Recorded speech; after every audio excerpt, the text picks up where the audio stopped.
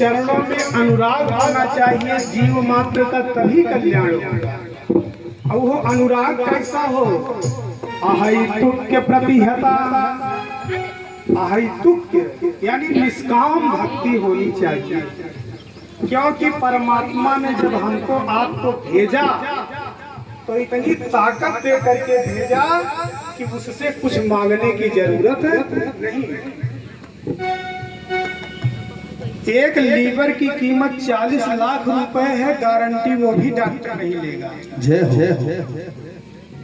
Heart की कीमत आप आंक लीजिए, आंख की कीमत आंक लीजिए।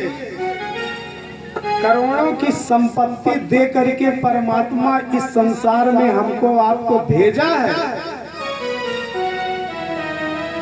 और उसी परमात्मा से हम रो रहे हैं। भैया क्या लोगे परमात्मा से?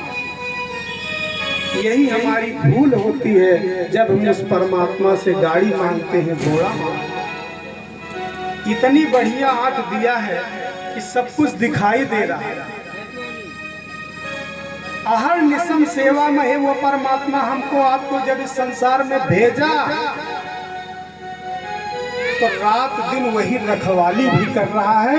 ईमानदारी से बताइए, भगवान की कथा में बैठे हो, कहते हैं सोना और मरना एक समान होता है। जब हम सो जाते हैं तो हमारी इंद्रियां सब शिथिल पड़ जाती हैं, कान सुनना बंद कर देता है, आंखें बंद हो जाती हैं, देखना बंद कर देती हैं, हाथ पैर सब ढीले पड़ जाते हैं और सुसुप्तावस्था में हम चले जाते हैं।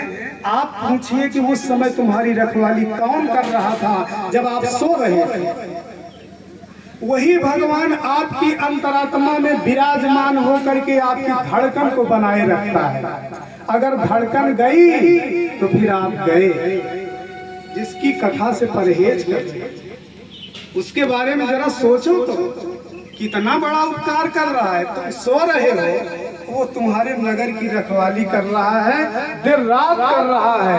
करहु सदा तिन्ह कह रखवाली, करहु सदा तिन्ह कह रखवाली, करहु सदा तिन्ह कह रखवाली, जिमि बालक राखई महतारी, करहु सदा तिन्ह कह रखवाली, जिमि बालक राखई महतारी।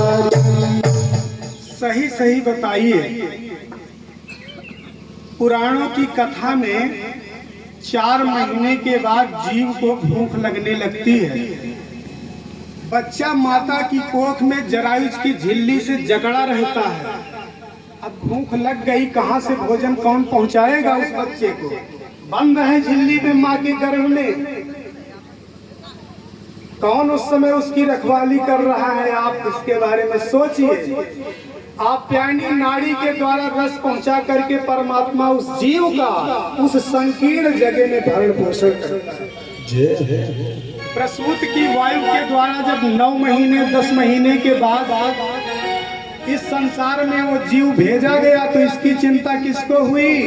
नारायण को हुई कि हमने संसार में कोई ऐसी वस्तु नहीं बनाई जो मेरे द्वारा जीव भेजा गया है जिसको खा पी करके अपना निर्वहन कर सके। ये चिंता किसको है? उसी नारायण को है जिसको हम भूल गए हैं। जीव को भेजे अब तत्काल माँ के स्तन में दूध आ गया। कहते हैं भगवान क्षीर सागर में निवास करते हैं, ये बात सत्य है। उसी क्षीर सागर से कनेक्शन फिट कर देते हैं। कितने जीवधारियों में परमात्मा का दूध सप्लाई हो रहा है। सोचिए आप, आड़ मांस की शरीर में दूध आ जाए और किसके लिए आता है?